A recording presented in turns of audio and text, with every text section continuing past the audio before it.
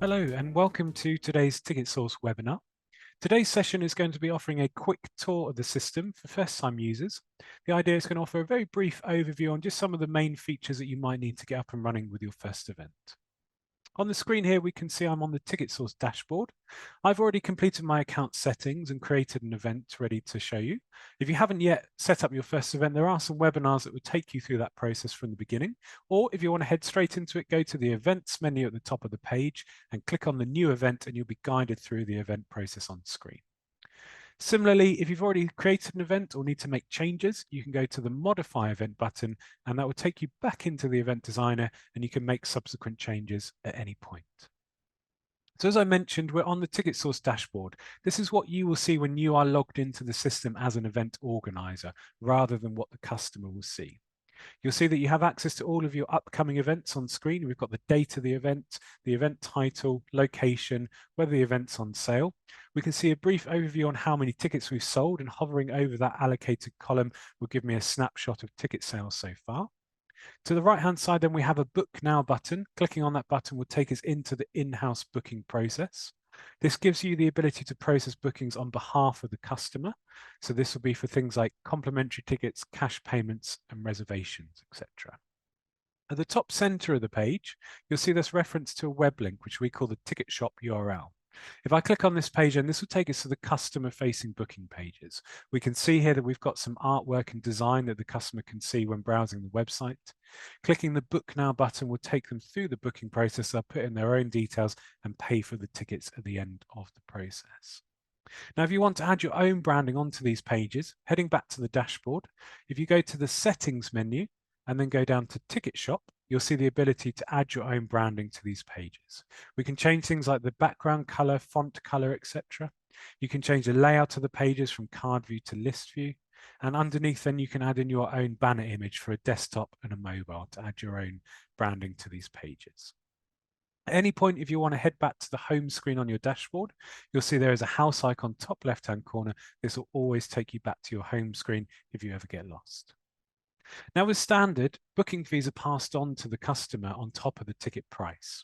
Should you wish to change these settings at any point, you can go to the Accounts menu and then go down to Booking Fees. You'll see in here that the default option, as I mentioned, is to pass on the booking fee, but you can absorb that within the ticket price or split the booking fee between you and the customer. All you need to do is save changes at the bottom of the page once you're ready. Similarly, the default settings is for TicketSource to handle the payment with the customer. This means we'll handle the payment processing and we'll transfer the funds to you after the event completes. To get paid for the event, you'll need to nominate a bank account within your TicketSource account. To do this, go to the Account menu and then head down to Payouts. You'll see the option here to add a new bank account details, and you'll be asked to opt in your sort code and account number, etc. If you want to change your TicketSource payment processing, you can opt for Stripe payment processing to receive funds in advance of the event. To change this, head to Account and Payment Processing. You'll see here the default option is TicketSource Payment Processing, but you can switch this over to Stripe, and a Connect to Stripe button appears for you to either log in or create a Stripe account to connect to TicketSource. Now, once you're up and running, we mentioned the Ticket Shop URL before to publicize the events. There are a few different other links that you can also use as well, and you can access these at any point by going to the Events menu and then heading down to Publicize Events. We can see on here the Ticket Shop URL that I mentioned before. We've got a QR code that you can download and promote on any posters or literature. Underneath, then you've got some Book Now links which you can add to your website so customers can buy tickets. And down the very bottom is some code that you can copy and paste into your site to embed the TicketSource booking pages within your own website. All of these areas have a handy copy button that you can just copy and paste these over as you need to. TicketSource also offers a telephone box office service. We have an in-house team that can take bookings over the phone for you.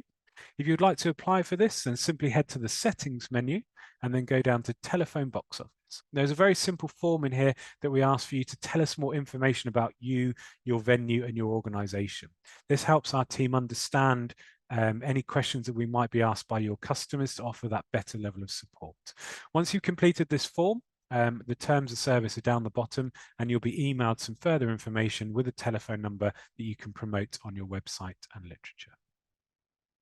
Once you've started selling tickets for your event, you'll likely want to be able to run some reports to keep an eye on sales. You can do this at any point by heading to the reports menu at the top of the page. You'll see a selection of different reports which you can browse. The two most commonly used ones are the sales report, which offers a financial breakdown of the ticket sales, and a front of house report, which will be used on the day of the event as an attendance list. These same reports can be accessed on the Actions dropdown next to a specific event, and you'll see if I hover over the Actions dropdown, the Sales Report and Front of House Report are available. If I go into one of the reports, just to show you an example, they all follow a very similar format, which you can do so by producing the report on screen. There's the ability to export these reports either to a CSV or spreadsheet, or a PDF if you wish to export them outside of the system. All of these reports have various different filters if you would like to filter results that you see on screen. You may also wish to scan tickets on arrival.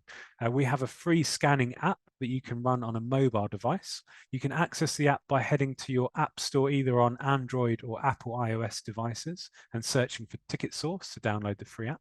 This will scan tickets using the camera built into your phone. We've also got a desktop version for web, which you can access within your TicketSource account.